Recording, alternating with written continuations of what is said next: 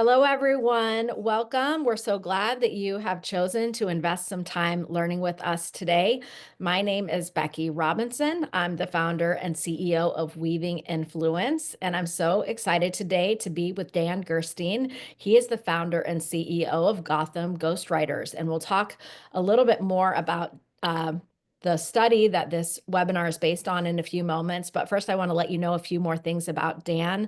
Dan has been writing professionally for himself and others for over 30 years.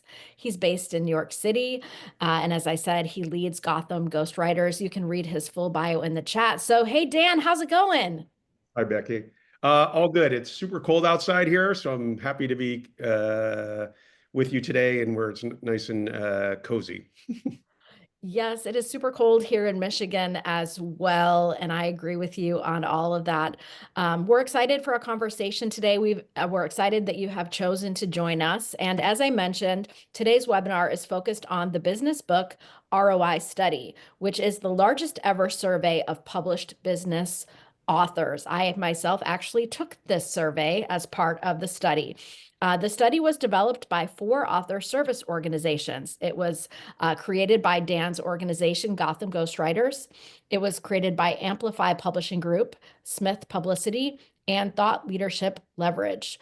And the primary researcher and analyst was Josh Burnoff, who is an author and former Forrester SVP. So we also are including some details about the study in the chat as well. And the good news is that you can download the entire study.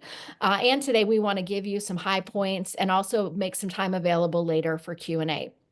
So we welcome you throughout today's event to go ahead and put those questions into the chat. Toward the end of the hour, we will address those questions. And while you have signed up for a 45-minute event, Dan let me know that he is free for the entire hour. So at the 45-minute mark, we will officially conclude in case you have only planned for that amount of time. But in the event that you have extra questions, we would love for you to stay around and we will take as many questions as we can today within the hour. So before we get too far, I do want to involve you with a poll. So we have a question for you. We would love to know where you are on your author journey. So are you someone who is considering writing your first business book? Are you in the process of writing your first business book? Or have you already published one or more business books? Now, if none of those apply to you, you can feel free to select other, and then we would love to have your response in the chat, and I'll take a look at that. Just as a note, we want to make sure that you feel welcome and included in today's event. Our chat is a great place where you can communicate with those who have joined today's call. And we would love to hear from you in the chat. Let us know where you're calling in from or what interested you about signing up for today's event. So I will do my best to take a look at that chat. I also have Isabel Thornton, who's an amazing team member from Weaving Influence, who is supporting you in the chat today. So if you need anything during today's event, feel free to ask Izzy. She's going to take great care of you. All right, so I see some answers. I'm going to wait just another second to see a few more responses coming through. I appreciate everyone giving us feedback. And I do see a couple other responses. So if those of you who selected other want to tell us where you are on your author journey in the chat, I would love to see it. All right, so let's take a look at these results. It looks like about a third of you are in that place of considering writing your first business book. So today's data should be pretty helpful to you as you consider the value of that. About 21% of you are on that journey writing your first book. About a third of you have already published one or more business books. And as I mentioned, we do have a couple of people who said other. So if you want to let us know what that other is, we would love to hear that from you. So thank you for taking the time to participate in the poll.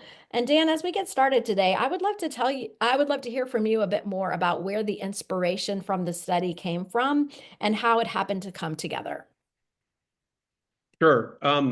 So our agency and the partners that we work with on the study, we work with a lot of different authors. And I would say the fastest growing segment of those authors are business leaders and thought leaders who are interested in publishing a book, not to make money from sales of the book, but to leverage it for a means to an end, right? To raise their profile, to enhance their credibility as an expert, to drive new business opportunities and potentially launch them into a new career, whether it's as a consultant, a speaker, things like that. And for those authors, or aspiring authors, I should say, they have a suspicion that this, and they've been told or they've read that the book can be a great launch pad. And we believe that 100%. That's been our experience as well. But what's been missing is data, right? Is evidence that we could point to really show aspiring authors what the actual return on investment is, right? What is the payoff for them beyond book sales?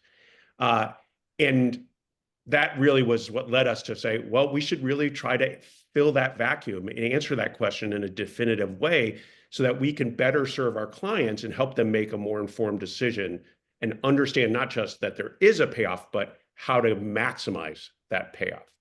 And that was the inspiration for this study. And we ended up developing a very sophisticated research methodology. And we spent several months in 2024 soliciting input from authors, and ended up being more than 300 authors. So it was really a first ever large scale survey of business book authors, specifically looking at the impact of writing a book for them, their businesses, and their careers. Well, and it was a very detailed survey. So I don't know if any of you on the call happened to take it. If you did, let us know in the chat. As I mentioned, I did take the survey myself, and I found it to be so detail oriented, like even with things that I had to go back and do some research to be able to answer the questions accurately as far as, the investments that I made in marketing my own book. Dan, I love what you said about, this is the first time that we have hard data, because I think as authors or aspiring authors, what we often will have is only just subjective information from others, of people who say, oh, my book was magic for me, or, my book transformed my business. But this is actual real data that proves the impact that a book can have. Yeah, So, and just to add to that, Becky, I as we've talked about it more and more and kind of digested the key insights, not only is there that affirmation and evidence about what the ROI is, but there's really a roadmap for authors in thinking about, again, how to maximize the impact of the book and the profitability and the ROI for the individual authors that I think is perhaps most valuable going forward.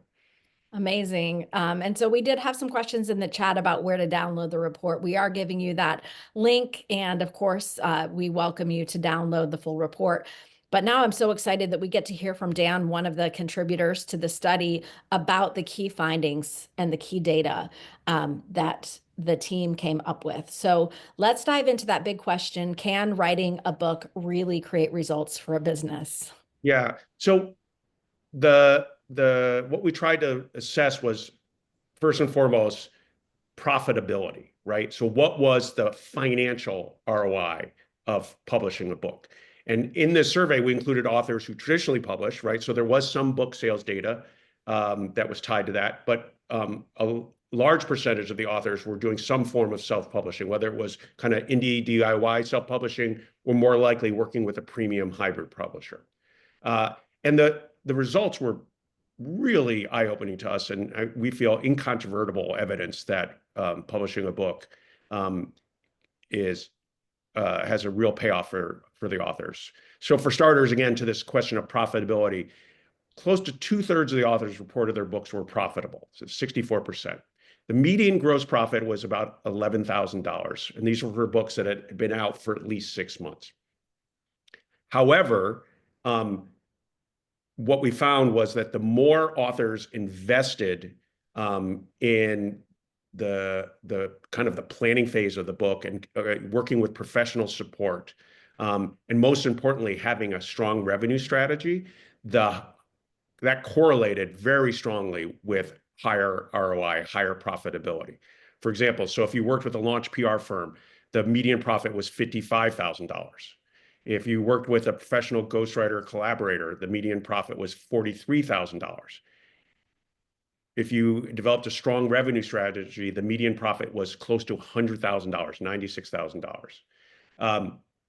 So again, this is evidence to us that the more that an author thinks about this strategically, and the book is in essence, a pop-up business, and less the book itself as a product, but as a vehicle to help the author, enhance their credibility, raise their profile, and drive new business opportunities, whether it's, creating a new sales funnel, whether it's establishing themselves in a new position. The payoff is really, really strong. And then the second piece of this was we also looked at, kind of the soft benefits beyond profitability. And one of the really striking findings was 90% of the authors reported that the book substantially boosted their credibility as a leader and an expert in their field. And again, that is something that you and I have been convinced of, and there's a lot of anecdotal evidence of that. But now that we can show that, of these 300 plus authors, 90% reported that they had a measurable impact on their credibility, I think is really powerful. That is super powerful. And Dan, I want to clarify something about the profitability. So you mentioned 11,000 profit or these other numbers. Is that from book sales, or is that also from the associated business offerings of the author? It's primarily not from book sales. It tends to come from speaking opportunities, consulting arrangements, business partnerships, enhancing the value of your business, and most likely driving new revenue for your business, whether you are an individual standalone consultant or as a leader of a company or an organization. And measuring profit the regular way that you would expect, the amount of money invested in the project, and then once you've made that back, the profit. Yes? Yes, exactly. And again, what was interesting was the median spend was about $7,000. So, looking at a broad-based sample of more than 300 authors, there was definitely a substantial number of them that didn't employ outside resources, whether it's a PR advisor or marketing expert, ghostwriter, developing someone to work with and developing a revenue strategy. But like I said, there was ample data to show that there was a very strong correlation that the more that you invested, so the higher your expense level, the was a higher payout. I believe it was about for every dollar you spent, the ROI was additional dollar was $1.25. Got it. That's really helpful clarity. And Tony, I see your question about the idea of profitability here. So I'm not sure that I answered it, but we'll get back to that question later on if needed to clarify. Really interesting that the more people invest, the more profit they achieved. Okay, so Dan, let's talk a little bit about, if we're all going to agree that, the data shows that business books are profitable for authors who choose to invest in them, how do we make sure that the efforts that we put in or the investments that we make are impactful? So what have you seen from the study that an author should invest in that will lead to that increased revenue for their businesses? Well, I think first and foremost, and I think you'll appreciate this in particular, Becky, is that a mistake that a lot of authors make is they write the book, they release the book, and then they start promoting it, right? And the reality is the books that have the most impact, and again, leaving aside the question of book sales, but in terms of impact on your you as a thought leader, your business, things like that, is when authors prepare and have a strategy ahead of time for getting visibility for the book, for leveraging it to, whether it's you're launching a business course, whether it's you're, aiming to establish, diversify your consulting contracts, you're looking to build partnerships. Again, tying the book to a larger business goal and then having a plan for achieving it. And a big part of that plan then is thinking about how do you want to allocate resources for publicity and marketing. Because if your goal is to have more people aware of the book, and less focused on driving sales. Again, we're not trying to minimize that sales are great and they add to their profitability. But given that, again, one of the striking findings of the study was that most authors were not just disappointed, but surprised at how few books they actually sold. And I think the ones that come in with their eyes open and recognize that most business books don't sell thousands of units. I think the high point was, or the median was about 5,000 units if for traditionally published books. That's pretty low in the grand scheme of things. So again, having a plan and then allocating resources strategically, whether it's working with a marketing consultant or agency, working with a PR agency, and then potentially working with a thought leadership advisor to help you expand your platform ahead of the book coming out, really does increase the payoff. Well, I want to slow this down a little bit, Dan. So you talked about the data about how many business books are sold and the importance of realizing that most authors are disappointed by the number of books they're able to sell. Is there more data that you can share with us? So you said the median for traditionally published business books is about 5,000. Is that lifetime or in a year? Lifetime. Okay. And how about for hybrid or self-published titles? All right, I want to find the appropriate slide here. Yeah, I mean, I guess I just want to emphasize for you, Dan, because I always tell this to our authors that selling business books is very difficult. Um, and I don't know that that message always gets through. Um, so I have a metric that I prefer while you look for that data. My I, met I have it. Oh, go ahead, Becky. I have Yeah, it here. the metric that I prefer is how many books are in the world or how many books are in hands. And so as an author myself who's wanting to fuel awareness of my book and get the ideas out, I try to give away as many books as I can. And so rather than looking at, well, how many books have sold, I look at how many books are in the world. So yeah, Dan, give us that data. Okay, so in our survey, the authors broke down about, this is rough, a third, a third, a third between traditional publishing, hybrid publishing, and more basic independent self-publishing. For the traditional published authors, they reported their expected sales were, the median was about 9,000, 8,900 units. The actual sales, the median was 4,600. Again, just under 5,000. For the self-published author, or no, excuse me, for the hybrid book sales, which again are probably the only relevant metric for the self-published authors, their expected sales goal was 4,400, and the median was 1,600. Amazing. So hopefully that's some helpful data for you. We do have a question in the chat. And I don't know, I don't think this was represented by the study, and I don't know anecdotally either. But Heather is asking, how do business book sales compare to nonfiction generally? And I don't Um, have the insights about that. my understanding is it's pretty consistent across the board. And I'm happy to, as a follow-up, I can send you, Becky, some information, but there was a major trial around the potential merger of Penguin Random House and Simon & Schuster.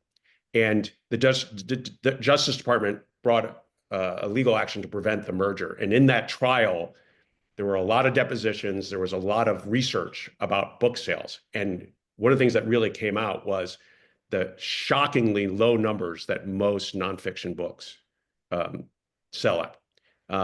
And the reality in traditional publishing is that the industry is carried by two things. One is these big tentpole books that really take off, and whether they're from big brand name celebrities or something like 50 Shades of Grey, which catch fire virally, and their backlist.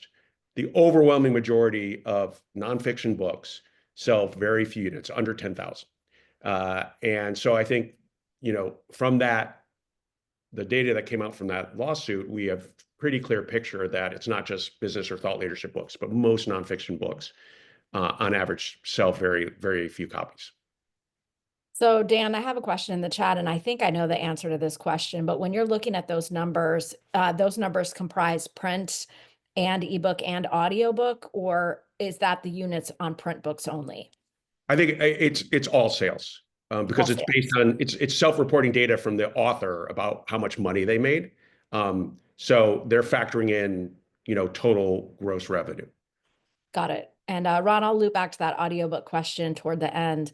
Dan, I want to get back to this idea of what's the most impactful. What I heard you say is the most impactful thing is to have a plan, a strategic view of how you want to use your business book in your business and what the outcomes are that you want to achieve, and then selecting supports to drive those individual goals. So Mhm. it may be that the most impactful actions vary depending on the goals of the author.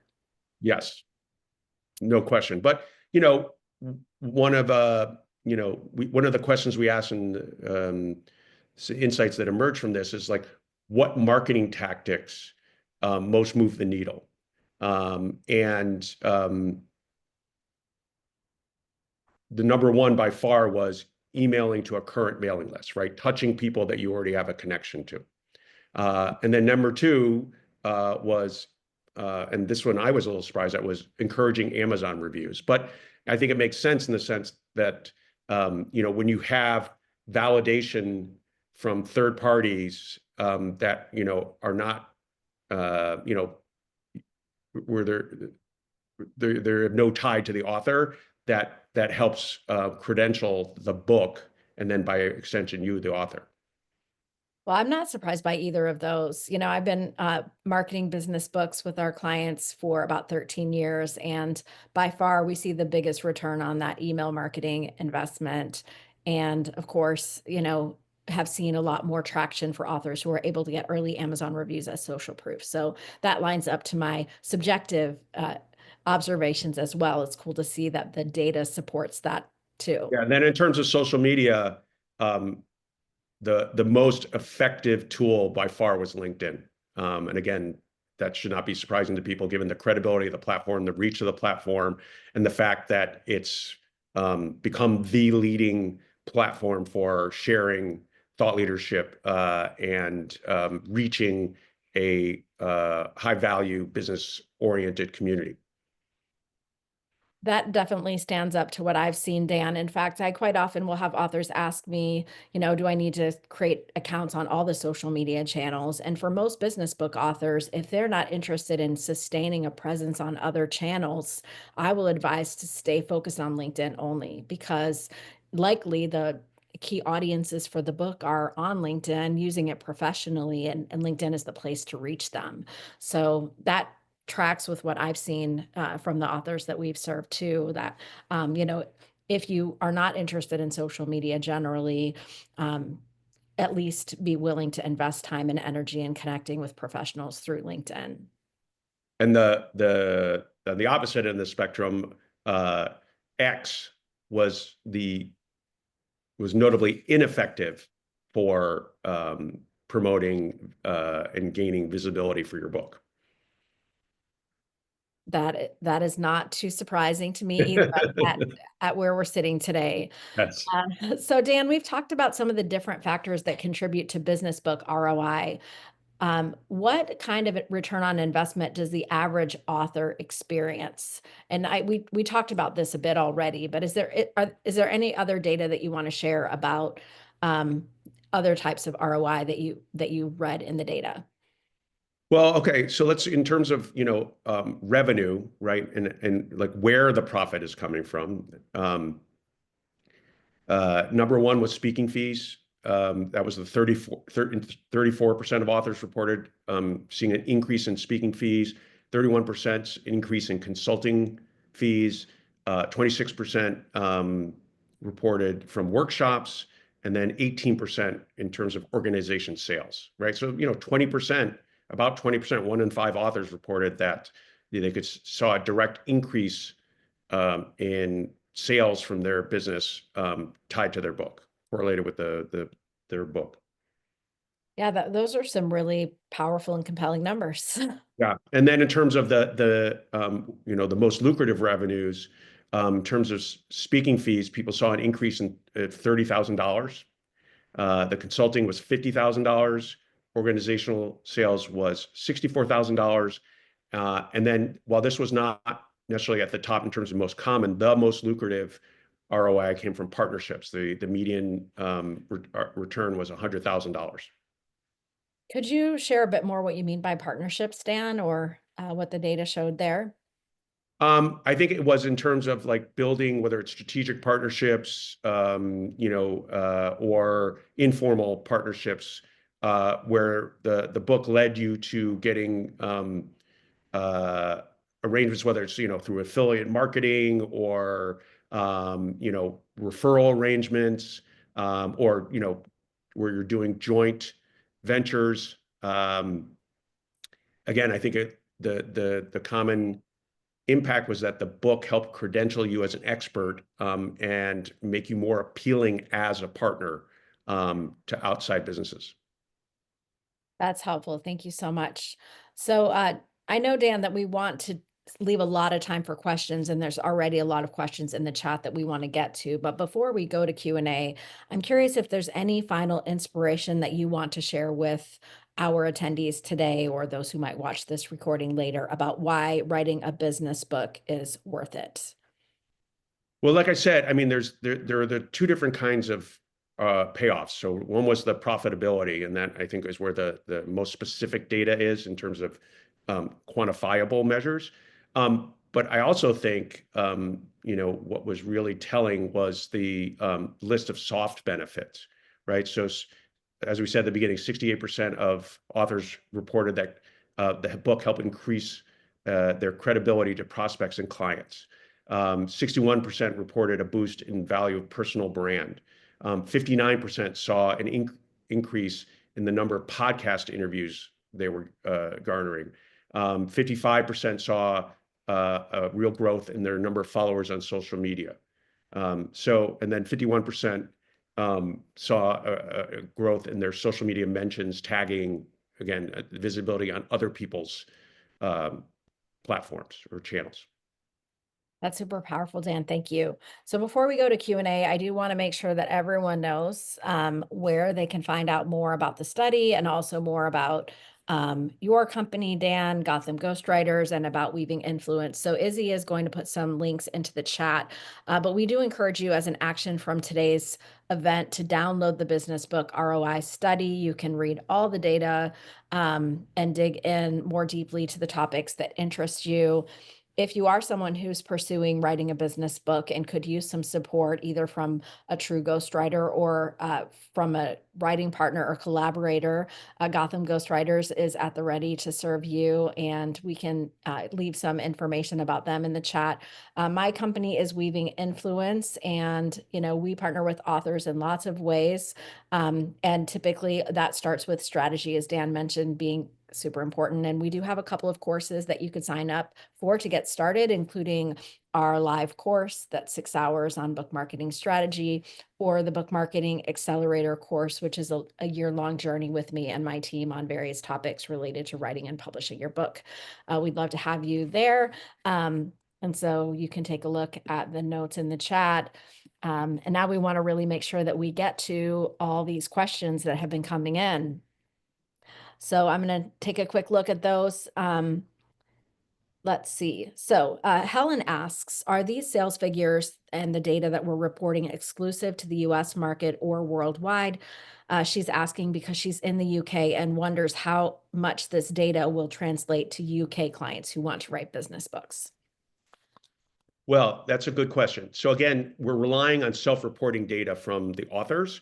So I think the assumption from the methodology is this is total sales, right? They're looking at their total revenue, gross revenue they've generated from publishing the book.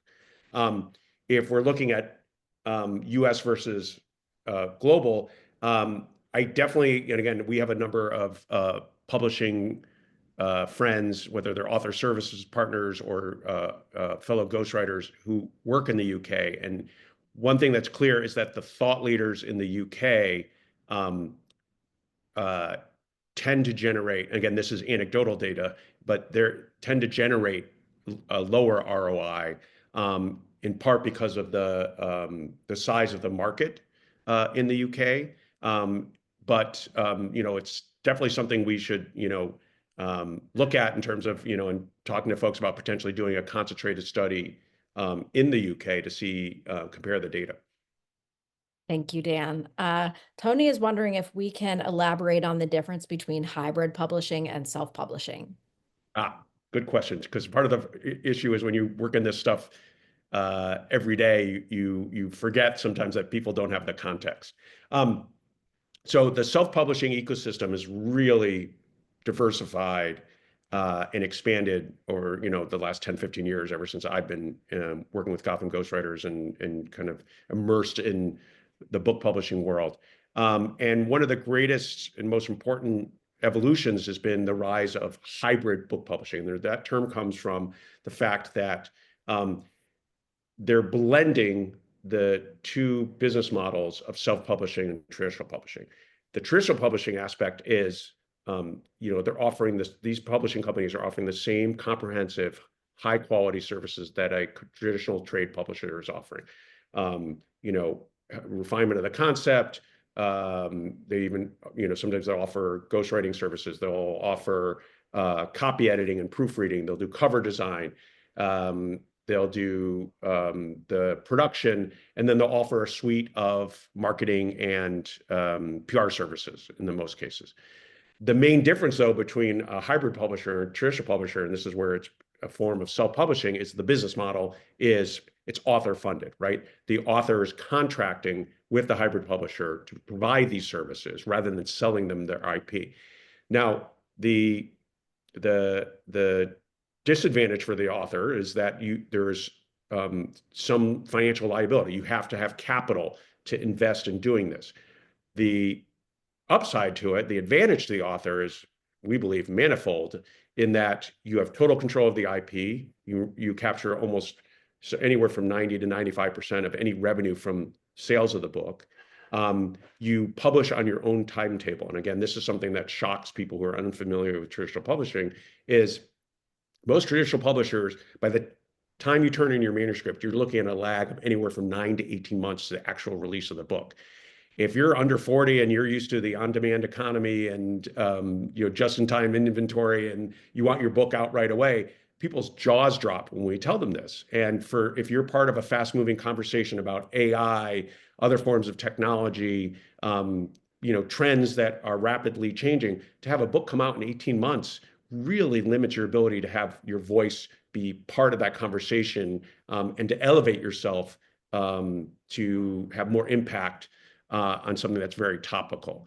And that's, to me, one of the biggest advantages of hybrid publishing is speed to market. You can get a book out into the world conservatively in 6 months, but often in 3 to 4 months if you plan accordingly. I think it depends on the hybrid publisher, Dan, because I am seeing that there are some of those premium hybrid publishers who are closer to the traditional publishing approach to having a 12 to 24-month timeline.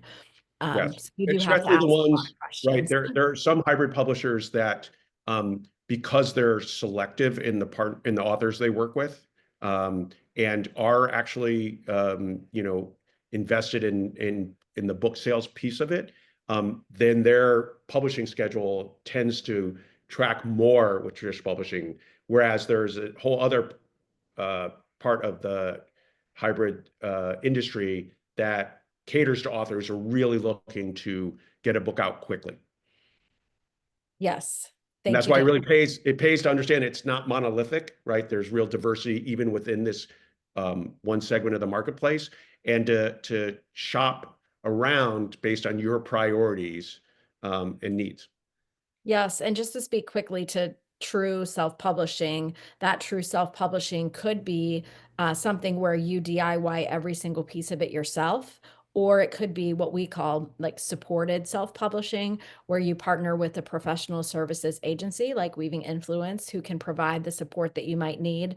Book production for authors who are self-publishing is one of our services, and we take books from the point of needing a copy edit all the way through to the professionally produced cover, interior, and distribution. And our timeline is typically about 16 to 20 weeks.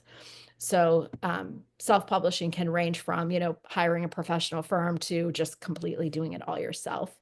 But what I would Absolutely. say is even if you are doing a true DIY self-publishing journey, the piece that you cannot skimp on, well, you really shouldn't skimp on any of it. If you want the product to have the best value for you, you want to have a professionally produced cover, you want to have professional editing or a professional writing collaborator. ultimately the value of the product and the ROI that you receive will go back to the quality of the work. Absolutely. So I know you and I are like preaching to each other here, Dan. Oh, no, no. No, but your point about the different forms of even independent self-publishing is really important because again, and I'm a big believer in the how publishing has become democratized and diversified through these different platforms and opportunities for people to publish based again on sort of what their priorities are and expectations, and frankly what their budget is. And so it's like, to me, it's letting 1,000 flowers blooms. There's now many different structures that are out there for different kinds of authors to explore and then pick the one that works best for them. For sure. So we have a couple of people who are wanting to know about audiobooks and the value of those. My sense is, Dan, from taking the survey, there wasn't any specific data about audiobooks. And, I'm happy to share what I might know anecdotally, but what insights do you have, Dan, about the importance of audiobooks for Yeah, business? it's not something that we really looked at specifically in the study. I will say that again, if you're thinking about this in the context of what's the payoff outside of book sales, right? You want to have your book available in audio format because you want to be able to kind of reach your maximum audience. And as we know, there is a whole new segment of readers who prefer audio or prefer having audio and print to be able to access both depending on their reading context. But in terms of the thinking as from a business standpoint about ROI, the reason to have the audiobook is to be delivering value to your readers, not necessarily as an important sales channel for the actual product. Thank you for emphasizing that, Dan. I agree. We have a question from Kimberly who's wondering about Substack. And if you don't mind, Dan, I can speak to that. Yeah, go ahead. We are seeing, Substack as being an important channel for some authors. Although, Substack in a way is not like a social channel as much as it is as another place to have email subscribers because people are subscribing and then receiving your content via email. And there, I see some value still in fueling your own permission-based email list that might be separate from Substack as a priority before you add Substack. You always want a way to stay in touch. And because Dan referenced the fact that the biggest ROI came from that email marketing, reaching out individually through that permission-based list to folks. There isn't quite the same ease with Substack as it relates to putting those calls to action out. You can export your email list from Substack and email them a different way. What I would say is in most things, you want to make sure that whatever you invest in, whether it's Substack or LinkedIn or Instagram or some other channel to share content and value with others, that you have an approach that's sustainable, that you can keep consistent with over time. So that's just a brief answer to your question, Kimberly. I hope that helps. Can I just add one thing? Oh, for I totally sure. agree with what you said, Becky. And then the one point I would make is, again, this is anecdotal experience, but that the primary value for authors for Substack is not in marketing the book. It's in first raising your profile as an expert and credentialing yourself, and then secondly, building an audience and a connection to an audience that will be interested in knowing about your book because you've shown that you're delivering information and content and insight of value to that audience.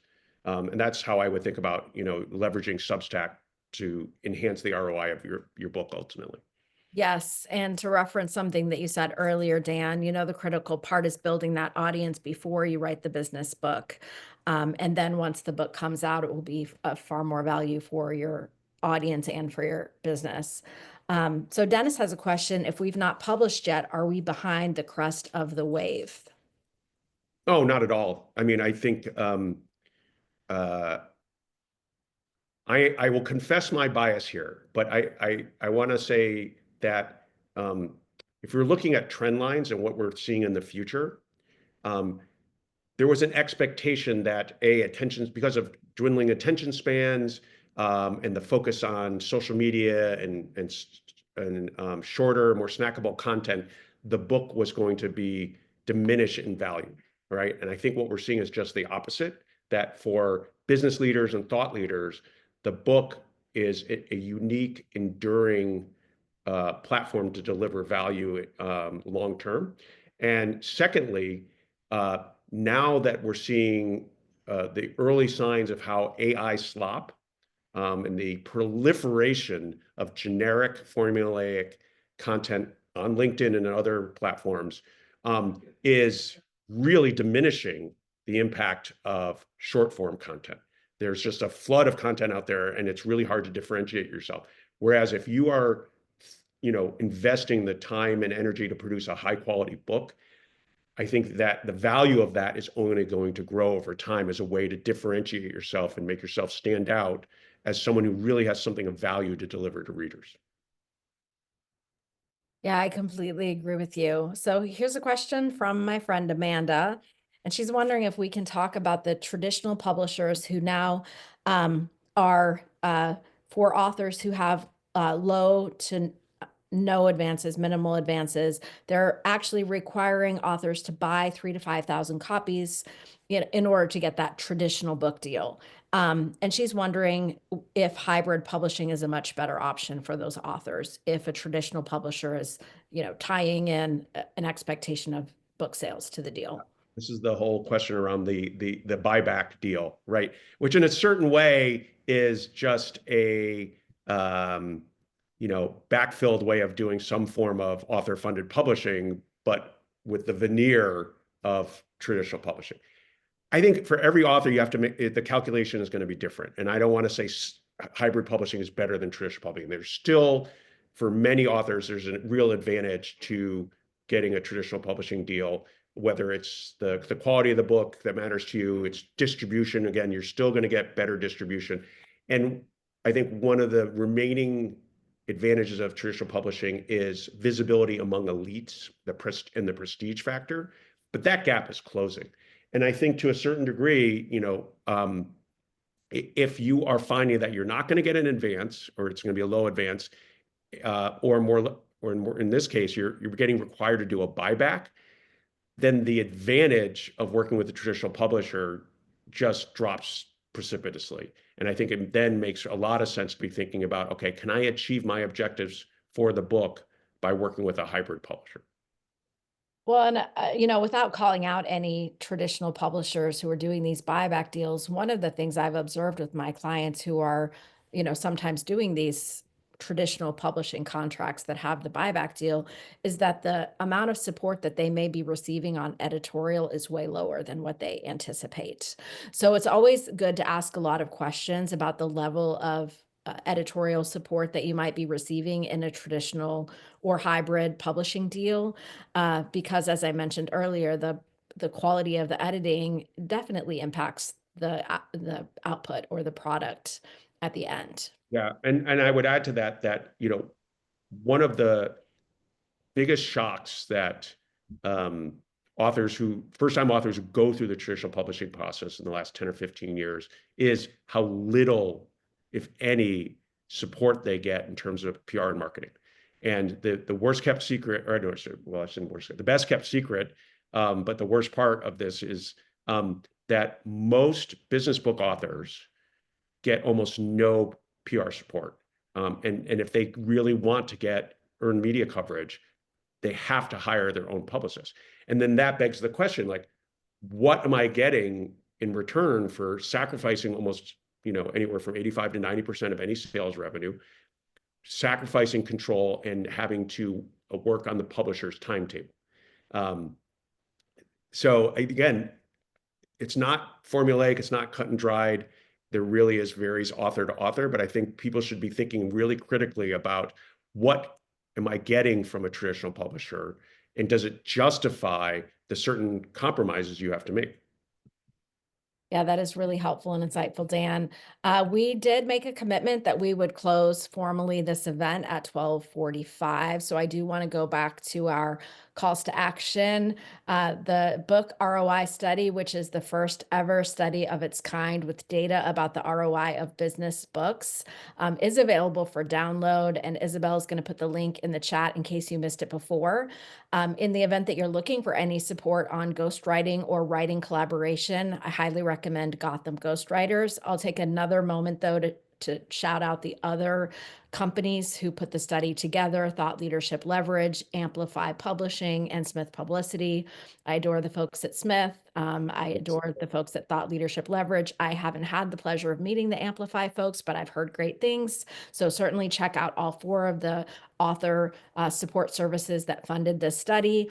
And my team is Weaving Influence, and we can support you at all points of your author marketing journey. I'd love the chance to explore with you if we don't already know each other. So we are formally closing this event. I'm going to keep the recording rolling because this video will be available on our YouTube channel. And we do have some more questions already queued up. If you want to stick around for 15 more minutes and ask more questions, I'd be happy to fuel those. And so if you do need to leave, thank you so much for investing with us. But otherwise, we're going to keep rolling on this Q&A. And I want to go to Dennis's question, and he's wondering, and I think this is the perfect question for you, Dan, the reasons to use or reasons to avoid a ghostwriter. Happy to address that. So first, let's define what a ghostwriter is, because I think it's a helpful exercise in setting the context for my answer. We traditionally have thought of as ghostwriter as, this hidden anonymous figure who is working behind the scenes, is never acknowledged, and is writing the whole book. Okay.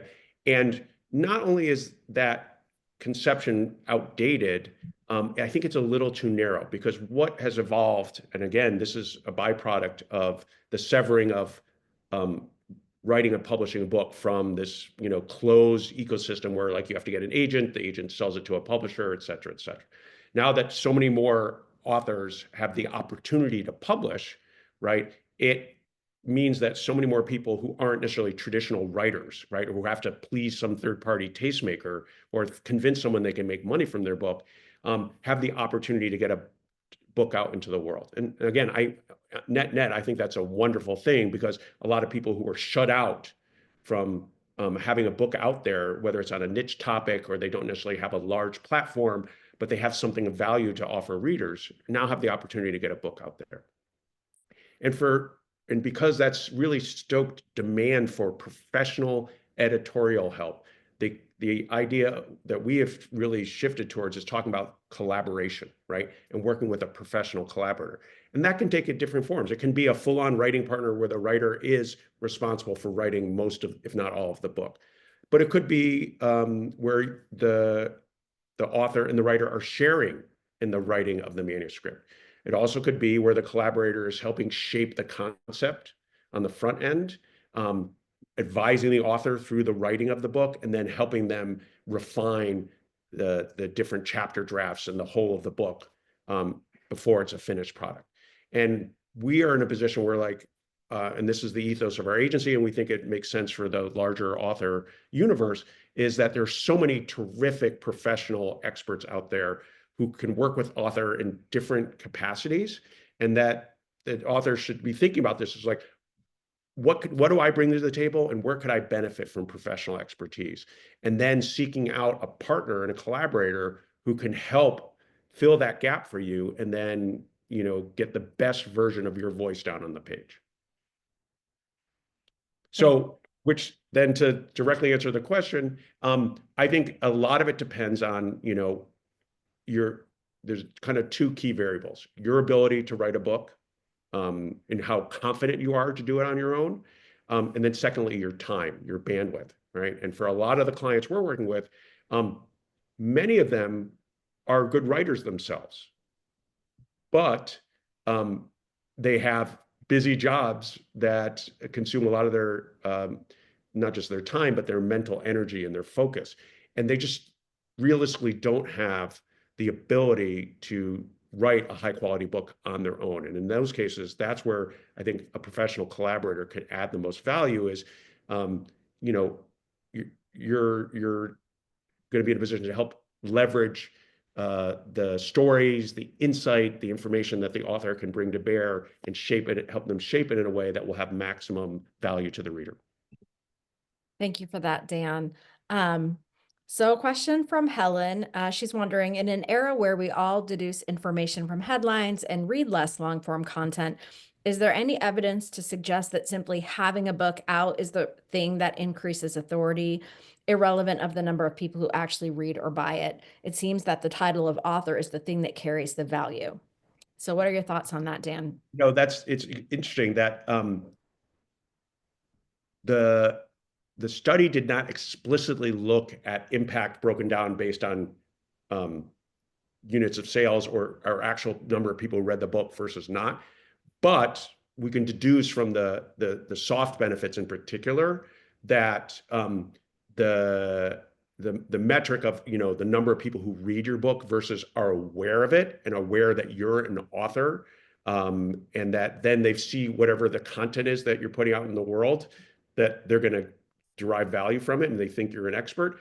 That's what's going to drive the ROI. So yes, and again, I don't want to minimize the value of having a readership and people reading your book in terms of having impact and influence. Again, this goes to each author's individual priorities. That said, you can still generate a lot of ROI with a relatively small readership because of the way that you can leverage the book in different ways to credential yourself, raise your profile, et cetera.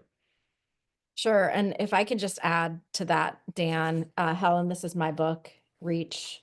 One of the things that I do is anytime someone's interested in working with me or my company, I offer a free copy of my book. And what I've noticed in terms of the value that I see as an author is that for those people who actually request a free copy and read a free copy, they are highly more likely to be able to decide really quickly whether or not we're a good fit in terms of a service provider for them.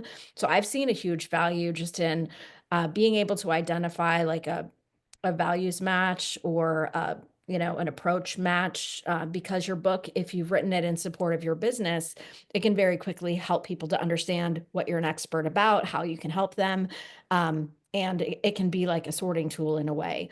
I did have someone write to me and she said, "Hey, thanks for sending the book. Like, I enjoyed the book.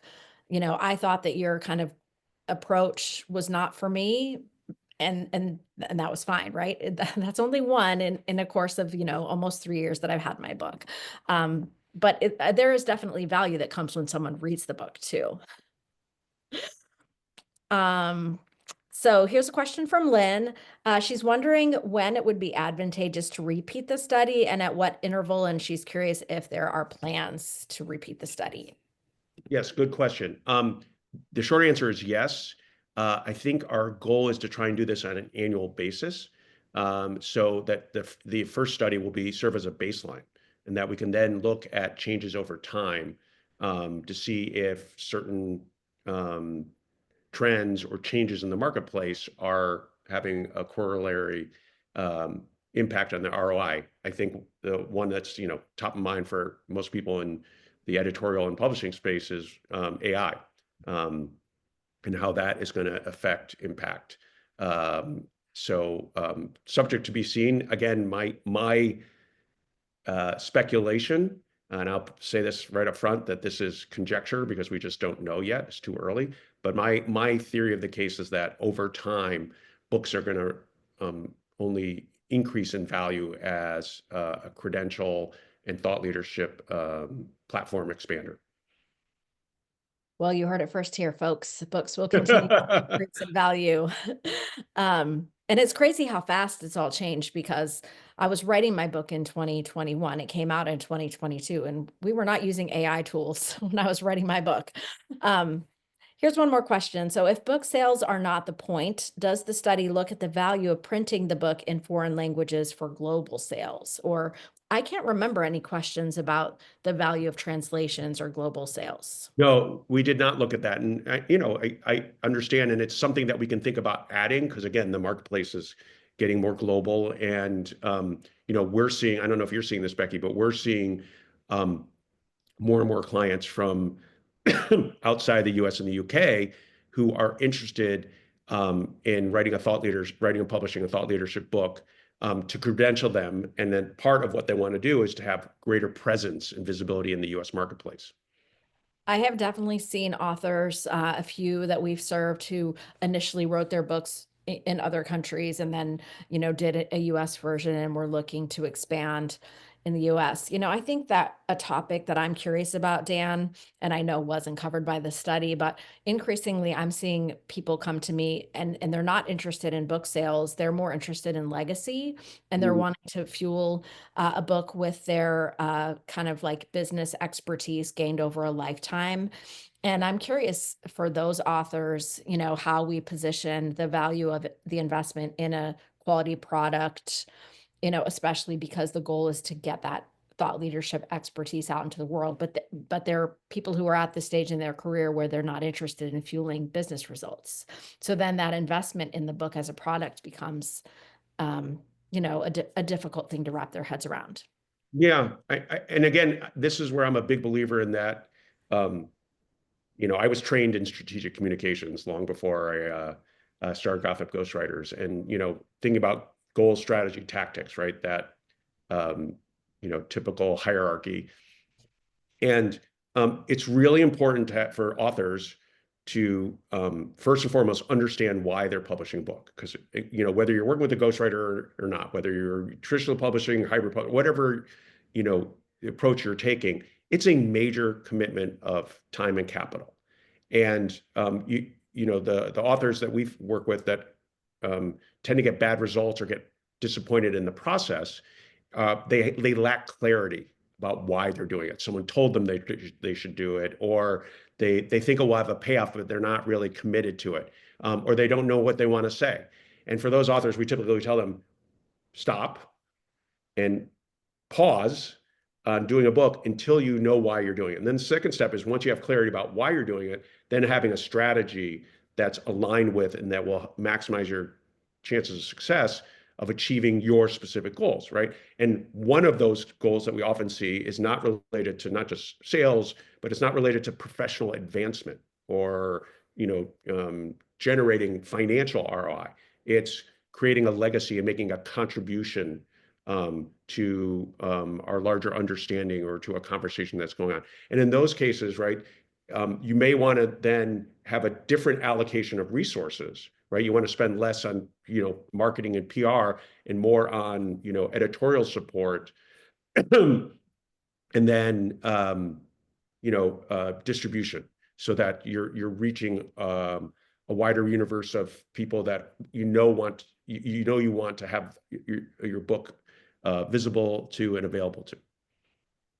Yeah, thanks for that, Dan. I'm going to go ahead and stop this recording. Dan, thank you so much for sharing your insights and perspectives, and especially the data from this Business Book ROI study with us today. Thanks to all of you who have joined us. We will get back out to you with some follow-up materials, including a link to the recording in case you have authors in your spheres who would benefit from watching this session. And thanks again for investing your time with us. Thanks for having me.